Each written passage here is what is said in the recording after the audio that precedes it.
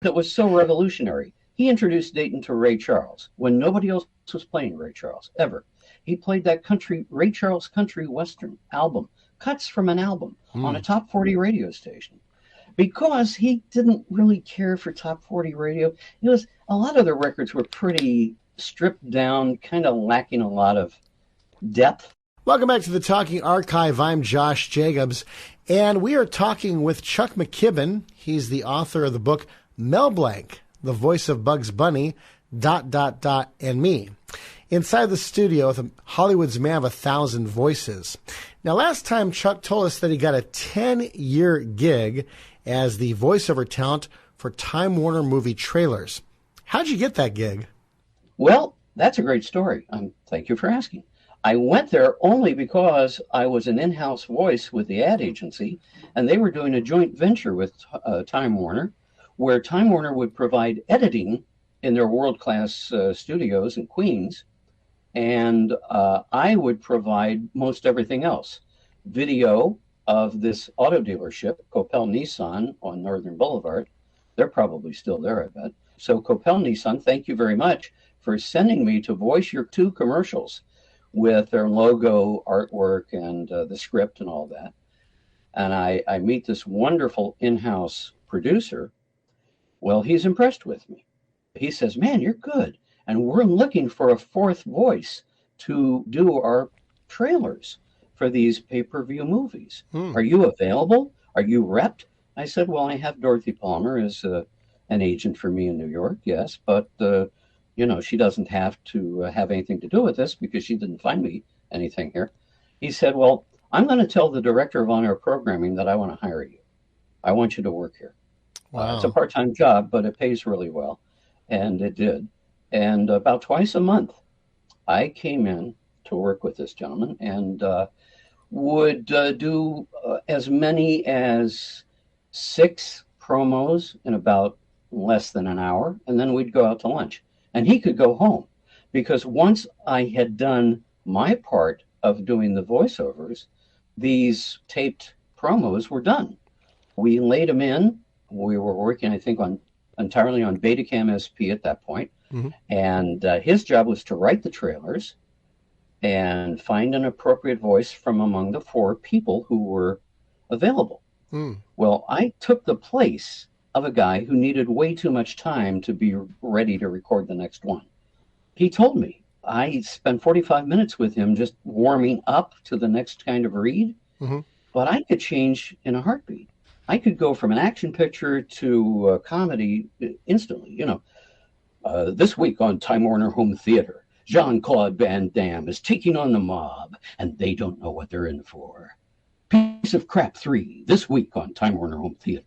Or the Three Stooges go around the world in a daze in their only full-color, full-length feature film on Time Warner Home Theater. Or in Elizabethan England, there was a time for sense and sensibility. This week on Time Warner Home Theater. And because I could do that, and because I could do it in 2 takes, we got out of there early.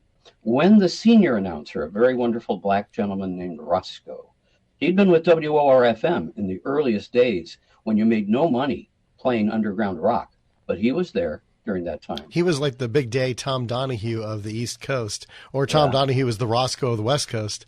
There you go. And so Roscoe, wonderful man, sweet man, with that sweet as honey delivery, his kind of southern.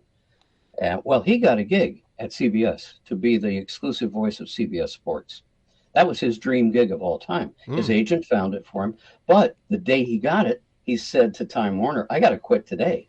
I can't come back and do anything more for you guys. I'm exclusive with CBS. So, of course, he would be there. CBS Sports. Sports, not sports, but sports.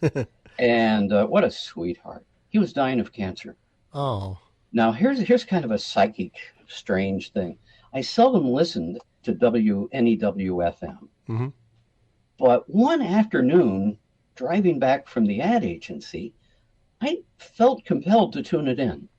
And they were doing a day-long tribute to Roscoe. Wow. He had passed away. Well, I knew he was dying of cancer because we went to lunch together and he told us that. Jeez. So, something psychic going on there. I don't know what. But But I heard that tribute, and I just sat in my car listening for hours before I even went in the house. He was a dear, sweet, gentle soul. And I've met so many wonderful people in this business. And, voiceover's been very good to me. I was still really actively looking for voiceover work through, I guess about 2007 or so. But I got kind of tired of doing shoots, doing TV. I actually became a freelancer in 1993, supporting myself entirely with my various skills as a copywriter. I made $100 an hour writing for travel, and I sold cruises, $25,000 cruises. I was writing copy for commercials, TV shows, whatever. I've had a varied life, and that's been good. If I had gone to a Manhattan ad agency, I would have been cubbyholed on one account, and I never wanted that. And I really didn't want to travel into Manhattan. So I stayed out on Long Island for the second part of my career. For 4 years, I worked for the Walter Cameron Agency on the island. They're still around, and they're big. They were the biggest ad agency on the island when I was there. They probably still are. And I was their writer, producer, director of all broadcast. My title was Director of Broadcast Production. And that's a great job. I recommend it to people at a smallish agency, not a huge one, because you'll get to do a lot of everything. For young people, if they ask, what's a good job with my degree in my education in broadcasting, what's a good job? Well, I say go to work for an ad agency as a jack of all trades, where you write, produce, direct. And if you've got a good enough voice and good delivery, well, you could be a voiceover talent. So I've had a glorious life. You mentioned the other day about two mentors of yours back at Wing. Another one was Gene by Golly Barry, and the other one was Bob Martin. So tell us about those two personalities. Oh, well, you don't hear people like Gene on the air anymore, but he owned Nighttime in Dayton from 7 to 11 every night. He almost never worked in the studio, but this very cool cat, who would use a term like that to describe himself, would go and play records from a trailer, a mobile studio that was really just a trailer. And he'd be in front of the store that he was advertising that night. It used to be Daytonians of a certain age will remember he was in front of the tire recapping company, Paul Anthony's Linden seat cover company. He did the greatest live ad-libbed commercials for these people, though. Like he knew them as old friends and maybe relatives. And he had the gift of gab. Gene also introduced records that nobody else was playing in Dayton. And because he was such a giant with the ratings, I was told by the salespeople, all you have to do to sell time on Gene's show is go see a potential advertiser and say, I can get you on the Gene by Golly Berry show. And they just say how much. Not even question whether they should be there or not. Yeah, and he'll either be in your showcase window with a mobile unit, or if you don't have room there, don't want to give up the window space, we'll bring our portable studio, our mobile studio. And it was super cool. It was called Friendship 1410, inspired by the Friendship spaceships of that day. We were in the space race. And Gene was super friendly. He would do a real dedication. He wouldn't put it off either. You knew if you called it into him, he'd get to it within about 30 minutes. He'd play your record. And that's rare. I've discovered many just jockey friends of mine who said, we got a playlist. We're not going to play that guy's record. And if he calls back, we'll say, oh, you missed it. Too bad, man. Weren't you listening? So what Gene did that was so revolutionary, he introduced Dayton to Ray Charles when nobody else was playing Ray Charles, ever. He played that Ray Charles country western album, cuts from an album on a top 40 radio station. Because he didn't really care for top 40 radio. A lot of the records were pretty stripped down, kind of lacking a lot of depth, for lack of a better word, soul, And Ray Charles, man, he had the soul. Ray, the soul, the genius, Charles. That's how he'd introduce him. Dayton learned of Ray Charles through him and only through him. And he would play album cuts like Billy Preston had a fabulous album called The World's Greatest Organ. And man, it was. I had that album. I had to go out and buy it as soon as I heard the cut, Drown in My Own Tears. But nobody else played that. This isn't top 40. Yeah, but he's going to be a giant in top 40. He's going to play with the Beatles, dude. You just don't know greatness when you see it. And that was Gene. He had the coolest jive talking rap Hey, guys and gals, I can't even do it. Guys and gals, cats and kittens, moms and pops, you always make a show a show. This is Gene by Golly Berry saying bye-bye, bye-bonds, love you madly. But I gotta go now. Gotta see a man about a record. Bye, Clyde. That was his famous sign-off. It is online somewhere. If you look up hard enough, you'll find he did that sign-off at another station that brought him in for what they called a weekend to remember. He had worked on a couple of other stations in the interim because he was getting further and further away, frankly, from rock and roll. He liked jazz organ, for instance, and he liked anything that was very soulful. He ended up working on the pioneering Dayton station WDAO FM, which was one of the very first all-black music and mostly black DJ radio stations in America, in a town that wasn't at that time primarily black. But H.K. Kroll, the owner, pioneered that format in Dayton. And Gene was so beloved by black people because of his soul connection, because he knew soul and he heard it, man. And he'd go do dances for an entirely black audience, this white guy.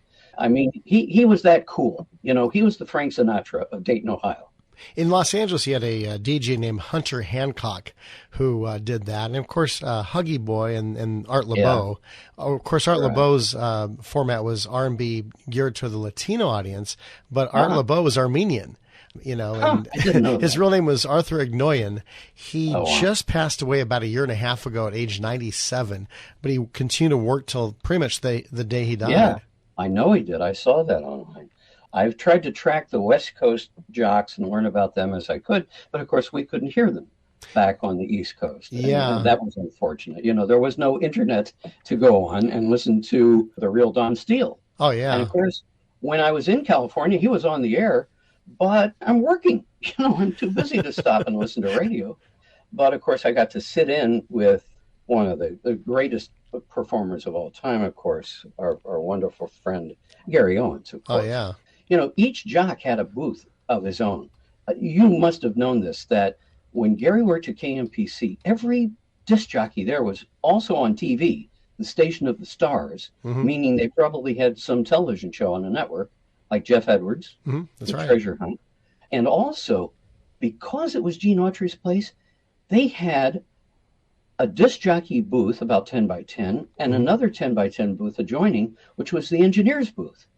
And so his engineer, Wayne, was there for 8 hours a day to work with Gary on production bits. And each guy had a dedicated studio. I never saw that anywhere else ever again, in any radio station, in any market, that every disc jockey was so important. He got his own combo studio of engineer on one side of the glass and jock on the other. Now, Gary played his own records on QRK turntables. Okay. They weren't fabulous EMTs or something, but he did spin his own discs, but that's all he was permitted to do there. But Gary was such a gracious person. I'd go there in regard to his syndicated radio show, the Gary Owens Special Report, 260 very funny episodes. I have many of them on tape, by the way. I'd keep them when they came back from the stations. They were not recycled because the tapes were a little worn out. But it was a 5-minute radio show of the same kind of non sequitur, crazy humor that Gary did on the air that was very much like a Monty Python-ish kind of vibe, you know, that things didn't have to make sense at all and it didn't have to rhyme or have a reason. And so Gary, with his stream of consciousness and his crazy names that he would come up with, you know, and starring Morgul the Friendly Drelb, you know. Well, this man was a wordsmith and a half. He just could use language so brilliantly and all that. To me, that's the greatest air personality I've ever gotten to know personally. And I did become I'm proud to say, intensely proud, a very close friend of Gary's. And I cried all day when I read that he had passed away from his diabetes. I mean, I just cried and cried. But I did that with Gene Barry, too, who lost his legs to diabetes, became crippled and in a hospital. He begged people, please don't come and see me. I want you to remember me as I was when I did the record hops at your high school, when I played your favorite songs and you came down to the booth. Well, I met him at that booth. He stepped out while the 5-minute news was on to shake hands with me, asked me what I wanted him to play. And I noticed that he had stained fingers from nicotine and was smoking. And he said, kid, you want to be a disc jockey like me? Then don't be like me. Don't take up these weeds. Greatest advice I ever got in my life, because he was cooler than any kid I knew in school. Oh, yeah. My high school buddies were nitwits compared to Gene by Golly Berry. He was super cool. And everybody wanted him for their high school dances. He worked usually 2 dances a weekend, and they would just pocket that money. Here's $100. Well, here's where I got inspired to maybe be a production director. Bob Martin was network TV quality. His voice was exactly the voice that you would hear saying, this is the NBC television network. He was that. And he did an intro for me with a Pam's jingle package. And now, Chuck McKibben on WING. And it made me feel like a superstar, just having Bob's voice introduce me. But he was the only guy I knew doing freelance voiceover work in the 60s out of Dayton. There was no such thing as a freelance voice guy. In Ohio, you either worked at a radio station as a jock or as a TV announcer, which was another job I thought might be interesting, but I never got to do that. I thought, there's a simple job. Just spend all day sitting in a voice booth, lounging around, and come on for about 1 minute every half hour to say, this is WHIO TV, Channel 7, Dayton. I think I could handle that. But, of course, they got automated. The stations began to realize we could just have that on a tape, couldn't we? Yeah, we got these cart machines, and that could just be, we push a button and he says that. So then they brought them in as freelancers, and a week's work, 8 hours a day, suddenly became 2 hours of recording in your home studio. But again, like I say, I got in on the tail end of actually going to a studio by going to Time Warner. And I was thrilled because, the talent is here. Hearing them say that in the hallways of Time Warner, with the biggest media company in the world at that time, and hearing that the talent is here, my God, I've made it. I must admit, I've been criticized in my book for sounding like I was naive and a bit starstruck, but you know what? I was naive. I was from Ohio. I'm from a little nothing town in Ohio that, afforded me only a limited opportunity to be in broadcasting. And I'd already tried everything, and it, got turned down at one station after another. We got enough people, and we got a lineup of people more experienced than you. So Bob Martin had a job that I figured you'd never suffer from bad ratings. As the production director, can you make great commercials for local clients? Really? Then you're the man. You have a job through changing formats, changing personalities. You're still there. And that was true at WONE, where they had a great production man. But Bob was the giant. I hope I still have his reel-to-reel demo that I asked him for. And it sounded like some network TV announcer's 15-minute demo. Some Daytonians who might remember the days of wing radio in the early 60s would have heard him, but they never knew his name because he didn't have to do any air shifts. So Bob Martin was not known to the public at all. But when I met guys like that, I said, there's a path to a more solid job. And of course it was. Within ad agencies, hey, I'm that production director. Of course, I built my own home studio as soon as I could. I sent you a picture of me at a big console, a big Mackie console, where I was learning Pro Tools. And thanks to some wonderful friends of mine in Long Island who are called the Media Mechanics. They're in Northport, Long Island. A fabulous company, by the way. 2 old buddies of mine. I've known them a good 30 years or more. They're up there in Northport in a home, in a basement, and they do huge musical productions. I do want to thank them publicly for all the work they gave me. I was a frequently visitor, and they would just hire me. They'd say, hey, Chuck, we got a narration for you to do. Can you come in Thursday? I didn't ask what. I didn't ask how much is paying.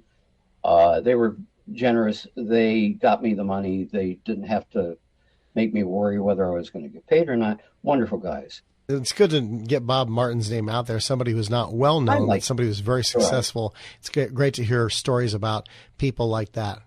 Well, there are behind-the-scenes people that made radio great. They were not the stars. But gee whiz, you hear some of these voices, of course, like Ernie Anderson, who virtually made ABC sound like it was something when it was the third runner-up network. There's crusty old Ernie going, Saturday on the Love, On the Fall Guy. Oh, I got to tell you this one. It's in my book. I dated a beauty contest winner who was introduced to me by Gary Owens. He had a pilot show for CBS of an interview show. It didn't sell. It didn't succeed, unfortunately. Gary was a little too stiff and formal because he was doing the Gary Owens voice as he interviewed people. That didn't work, I mean, telling a silly thing, saying, this is Gary Owens, AM and FM, signing on, I mean, he was very funny, no doubt about it. But as a host of a conversational show, he was too formal and too Gary Owens-ish, for lack of a better word. Well, he had this gorgeous woman introduce his show. And I was attending, got to see the entire taping, and came up to him afterward and said, that girl, you know her? Yeah, sure. Can I be introduced? I'm a bachelor out here. I want to have some of the Hollywood good life, Yeah. And he introduced, I won't use her name. I got to tell you, she was as cold and shallow as the lagoon of Gilligan's Island. Oh, no. Let that sink in, as cold and shallow. Because she announced to me after our second date, and I brought her back to my one-room efficiency apartment. She said, this is cute. Where do you really live? Where's your house? Ooh. I said, you're in it. She said, but you work for Mel Blanc. I said, well, that doesn't mean I'm a star like he is. I'm an audio engineer. And I'm trying to build my career. Well, she then announced to me, oh, you're such a nice guy. It's a shame I won't be able to see you again. I said, why? She said, I'm a hot, pardon the expression, piece. Her exact word. I'm a hot piece. And I've made a promise to myself I won't date any men who are worth less than $100,000 a year. Oh, my I goodness. said, oh, so, okay, thank you. Because now you've told me what you are and you've told me what your price is. Yeah. Well, you So, dodged a bullet. You can read into that what you want. Yeah, you dodged a bullet, basically. I mean, because her love was based not on you, but on how much money you had. And I found that to be true because all that there was out there to date was young starlets who were looking to climb a ladder, to find a sugar daddy, to find, somebody with a ton of money in the business, ideally. And I never found a real sweetheart until I moved back to New York. And I found my wife, my wonderful Teresa, who likes her privacy, so I won't tell you too much about her. But that's fine. I've been with her for 30 years. She's the only person with whom I could have a very solid conversation about other than her hair and her nails. Because all the other girls I dated, in Hollywood especially, were, so do you like my hair? Don't you think it's really nice? And how about my nails? Aren't they nice? And it was just so insipid to talk to these women. Here, Terry and I met at a party for a mutual friend, a girl that I had actually dated, but we were not working out as a couple. So she set me up because she knew I was lonely and needed a wife. And we talked all day. And I said to her, someday I think I'm going to marry you because you're like me, but as a woman. And that's still true. And she's brilliant. She reads more intelligent stuff than I can comprehend. And she's just a wonderful wife. So there's my tribute to my dear sweet wife who has put up with me for all these years. And now we live in Saddlebrook, New Jersey, beautiful suburb of New York City, where I have my studio, which I'm talking in right now. And, for a long time, I didn't think I'd be living in New Jersey, but it just worked out that way after the pandemic, that this was available, and so we took it. Now, how often do you go to the Big Apple itself? Never. I did it enough in the old days. In the 80s, I'd go into the city to edit, for instance. Would spend a day lugging tapes into the city, 1-inch and 2-inch tape. I shot in Manhattan at North Star Video, I think it was called. They had the big, monstrous 2-inch quad videotape recorders, 3 of them. They were each the size of a house. And I learned to do video there, not in college. But I learned on the job. As a producer for the ad agency, I learned on the job how to do videotaped 2-inch. We are in conversation with Chuck McKibben, voiceover talent, and the author of Mel Blanc, the voice of Bugs Bunny. And next time, we conclude our interview talking about top 40 radio in the 1960s in Los Angeles, as well as memories of movie trailer voiceover talent Don LaFontaine.